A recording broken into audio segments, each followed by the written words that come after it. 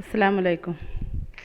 നമുക്കൊരു മാങ്ങ പെരട്ടുണ്ടാക്കിയിട്ട് ചോറിനുള്ള പരിപാടി കേട്ടോ. അപ്പോൾ അതിന് വേണ്ടി നല്ല കുറച്ച് മൂത്തുക്കണം, അതാണ് ടേസ്റ്റ് ഉണ്ടാവുക. മൂത്ത മാങ്ങയാണ്. നല്ല തൊലി കനം കുറഞ്ഞിട്ട് കയ്പ്പില്ലാത്ത മാങ്ങ ഉണ്ടാവുമല്ലോ, അതാണ് തൊലി കൊടുക്കണേന് നമ്മൾ എടുക്കുക. അപ്പോൾ അതുകൊണ്ട് തൊലി കട്ടി കുറവും തൊലി കയ്പ്പില്ലാത്ത മാങ്ങ നോക്കിയെടുത്തിട്ട് കുറച്ച് വലിയ പീസാക്കിയിട്ട്, നല്ല വലുതുമല്ല ചെറുതും അല്ലാത്തൊരു ഇടത്തരം പീസാക്കിയിട്ട് നമുക്ക് മാങ്ങ നുറുക്കിയെടുക്കട്ടോ. അങ്ങനെ മാങ്ങയൊക്കെ കട്ട് ചെയ്തിട്ട് ചട്ടിയിലേക്ക് ഇടുന്നുണ്ട്. അപ്പോൾ നമുക്ക് പെട്ടെന്ന് ഒരു 5 മിനിറ്റ് കൊണ്ട് ഉണ്ടാക്കാൻ പറ്റിയ കറി കേട്ടോ. അതിൽക്ക് മാങ്ങ അൽക്കിനി 1 ടീസ്പൂണ് മുളക് പൊടി ഇട്ട് കൊടുക്കാം. അത് നമുക്ക് എരിവിന് ആവശ്യത്തിന് കൂടുതൽ വേണ്ടവർക്ക് അധികം എരിവില്ലാത്തതാണ് ഇഷ്ടം. അപ്പോൾ അതുകൊണ്ട് ഞങ്ങൾ കുറച്ച് മുളകും പൊടിയും ഒരു തരി മഞ്ഞൾപ്പൊടി ഇട്ടിട്ടുണ്ട്.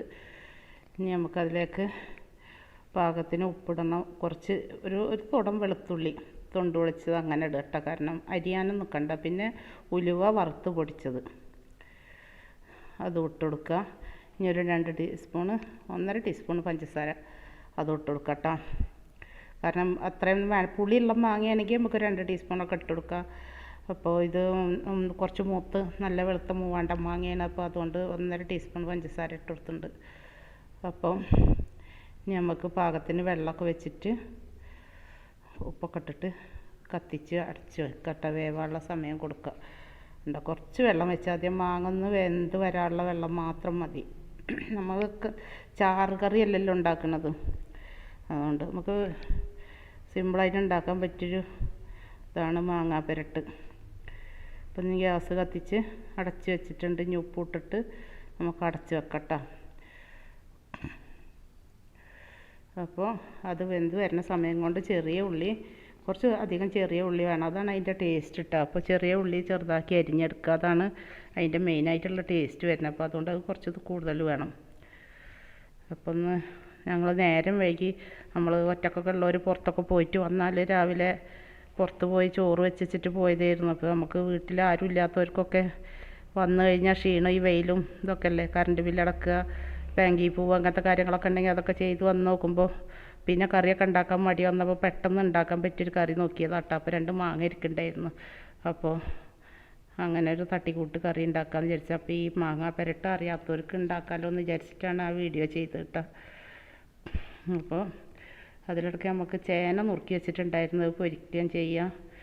കറികളൊന്നും ഇല്ലല്ലോ, അപ്പോൾ എന്തെങ്കിലുമൊക്കെ ഒന്ന് തട്ടിക്കൂട്ട് കറികൾ ഉണ്ടാക്കുകയാണ്. അപ്പം ഞാൻ അപ്പുറത്ത് അടുപ്പത്ത് ചേന പൊരിക്കാൻ വെച്ചിട്ടുണ്ട്. അപ്പോൾ നമ്മൾക്ക് കറികളൊക്കെ ഇല്ലാത്ത ദിവസം ഒരു തട്ടിക്കൂട്ട് അന്നാവും ഏറ്റവും കൂടുതൽ ചോറൊക്കെ കഴിക്കാൻ പറ്റുക. കാരണം ഇങ്ങനത്തെ കറികളൊക്കെ ആകുമ്പോൾ മറ്റേ കറികളെക്കാട്ടും ഇഷ്ടം. എൻ്റെ മോനൊക്കെ പറയും തട്ടിക്കൂട്ട് കറി ഉണ്ടാക്കിയ ദിവസം ചോറിനാൻ പറ്റുക പറയും. അപ്പോൾ അതാണ് ഇപ്പം ഇന്നത്തെ പരിപാടി. ഈ പൊരി വെയിലത്ത് പുറത്തൊക്കെ പോയിട്ട് വന്ന് നോക്കുമ്പോൾ ഭയങ്കര ക്ഷീണമായി. അപ്പം ഇനിയിപ്പോൾ ഒന്ന് കറിയൊക്കെ ഉണ്ടാക്കാൻ ഭയങ്കര മടിയായിട്ടാണ്. അപ്പോൾ ചെയ്തതാണ് ഇതൊക്കെ. ചേന കഷ്ണം എടുത്ത് പൊരിച്ച് മാങ്ങാ പെരട്ടുണ്ടാക്കി. മുരിങ്ങക്കായ കറി ഉണ്ടായിരുന്നു ഓൾറെഡി ഫ്രിഡ്ജിൽ, എടുത്ത് അതൊക്കെ ആയിട്ടുണ്ട് ഇതാക്കി. അപ്പോൾ ഇവർ പറഞ്ഞ പോലെ ഒരു മാർഗ്ഗം ഇല്ലാത്തുമ്പോൾ കളിക്കണ കളിയാണ് മാർഗ്ഗം കളി പറഞ്ഞ പോലെ. ഒരു മാർഗ്ഗം ഇല്ലാത്തുമ്പോൾ ഉണ്ടാക്കുന്ന കറികളാണ് ഇതൊക്കെ. പക്ഷേ ഇതാവും നമുക്ക് ഏറ്റവും കൂടുതൽ ഭക്ഷണം കഴിക്കാൻ പറ്റിയ ടേസ്റ്റുള്ള കറിയാവുക. അപ്പോൾ മാങ്ങാ പെരട്ട് എന്ന് പറഞ്ഞത് നല്ല ടേസ്റ്റുള്ള സംഭവമാട്ടോ. എന്തായാലും ഒരു രക്ഷയില്ല, നല്ല ടേസ്റ്റാണ്. അത് മാത്രം കൂട്ടി ചോറിനാൻ പറ്റിയതാണ്. എല്ലാവരും ഒന്ന് ട്രൈ ചെയ്ത് നോക്കുക. അപ്പോൾ എൻ്റെ വീഡിയോ ആദ്യമായിട്ട് കാണുന്നവരാണെങ്കിൽ ഒന്ന് സബ്സ്ക്രൈബ് ചെയ്യണേ.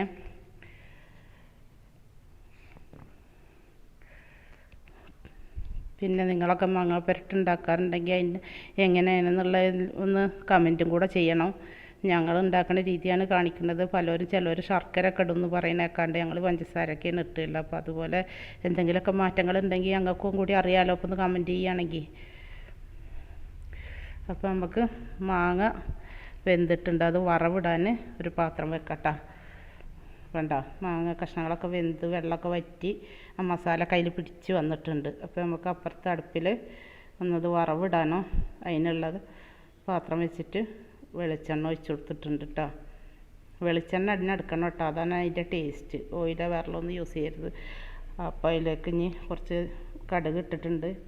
പിന്നെ അരിഞ്ഞ് വെച്ച ചെറിയ ഉള്ളി ഇട്ട് കൊടുത്തിട്ടുണ്ട്. അത് ഇനി നന്നായിട്ട് മൂത്ത് വരണം, നല്ലൊരു ബ്രൗൺ നിറാവണം ചെറിയ ഉള്ളി. അപ്പോഴാണ് ഈ മാങ്ങാ പുരട്ടിൻ്റെ ഒരു ടേസ്റ്റ് വരുന്നത്. അതൊക്കെ കൂടിയിട്ടാണ് മിക്സ് ആവുമ്പം.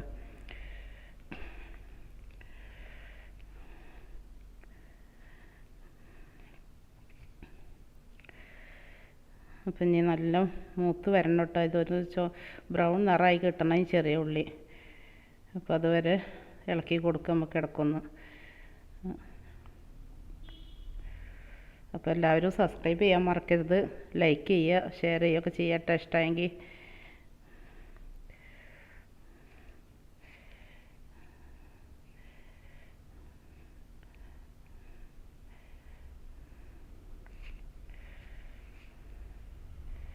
ഉള്ളി ഒരുവിധം മൂത്ത് വരുന്നുണ്ട്. അപ്പം ഇനി നമുക്ക് എന്ത് ചെയ്യുക, ഉണക്കമുളകും കറിവേപ്പില എടുത്ത് വെച്ചിട്ടുണ്ട്, അതും കൂടി ചേർത്ത് കൊടുക്കട്ടോ. ഉണക്കമുളക് ഇട്ട് കറിവേപ്പില ഇട്ടിട്ട് ഒന്ന് മിക്സ് ചെയ്തിട്ട് നമുക്ക് ഇതാ മാങ്ങ വേവിച്ചതിലേക്ക് കൊണ്ട് ഒഴിച്ചു കൊടുക്കുക.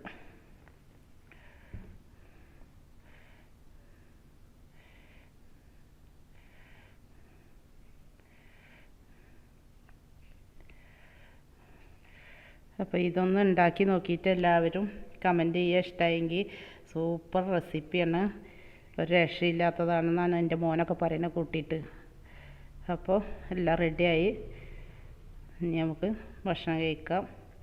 തട്ടിക്കൂട്ട് കറികളാണെങ്കിലും അടിപൊളിയായിട്ടുണ്ട്.